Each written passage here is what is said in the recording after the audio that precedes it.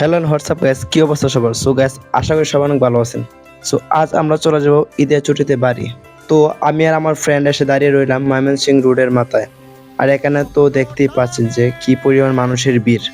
তো আমরা কিছুক্ষণ অপেক্ষা করার পর তানভীর আসে। আর এই কি, তার তো জিনিসপত্রের অভাব নেই। কি আর বলবো, শ্যামাই, নুডলস আর কত কি। যাই হোক, তানভীর আসার পর আমরা তুষারের জন্য অপেক্ষা করতে থাকি। তারপর অনেক সময় পার হওয়ার পর তুষার আসে, কিন্তু সে আমাকে দেখেই উল্টো আমাকে বকা দেয়, মানে কি আর কমু। যাই হোক, তারপর আমরা সবাই মিলে 120 টাকার ভাড়া 400 টাকা দিয়ে বাসে উঠলাম। গাড়ি লেট করার কারণে গাড়ির ওপর উড়াদুরা বাড়ি। আর বাইরে যেমন মানুষ, ভিতরে তার 2 গুণ। তারপর সবাই চিল্লাচিল্লি ঠেলায় ড্রাইভার গাড়ি ছাড়ে। সামনে যে গাড়িগুলো দেখতে পাচ্ছেন, এগুলো দিয়ে কিন্তু কেউ সচরাচর যাতায়াত করে না। কিন্তু ঈদের সময় এই গাড়িগুলোরই ডিমান্ড অন্যরকম। কি আর বলবো, ঈদের সময় বলে কথা। আপনারা তো দেখতেই পাচ্ছেন প্রত্যেকটা গাড়ি ভর্তি লোক, কারণ সবাইকে তো কোনো না কোনোভাবে বাড়ি যেতে হবে। আর বাসে যে পরিমাণ গরম লাগতেছিল, কি আর বলবো। তবে এই জিনিসটা দেখে খুব ভালো লাগলো যে মেন রোডের সাথে একটি সুন্দর নার্সারি।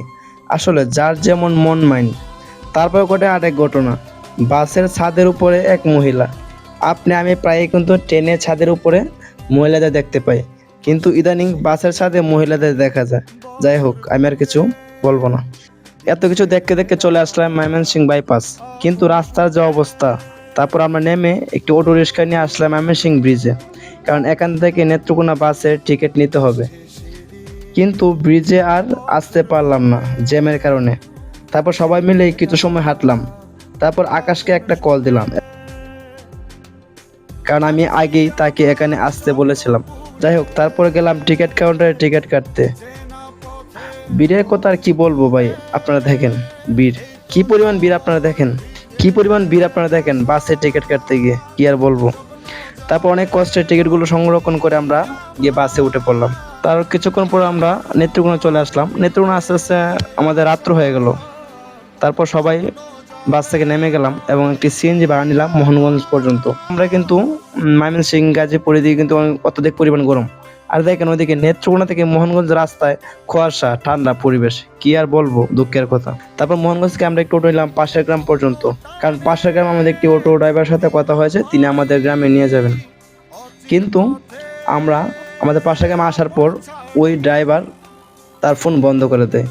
আমরা তাকে বারবার ফোন দিই, কিন্তু তাকে ফোনে পাওয়া যাচ্ছিল না। তারপর যে ড্রাইভারকে আমরা মোহনগঞ্জ থেকে নিয়ে আসছিলাম আমাদের পাশের গ্রাম পর্যন্ত, ওই ড্রাইভারকে আমাদের যে ভাড়া ছিল 100 টাকা, ওটা আমরা 4 গুণ, মানে 400 থেকে 500 টাকা দিয়ে তারপর ওনাকে আমরা নিয়ে যাই। মানে কি আর বলবো, এই হলো আমাদের ঈদে বাড়ি যাওয়ার অবস্থা।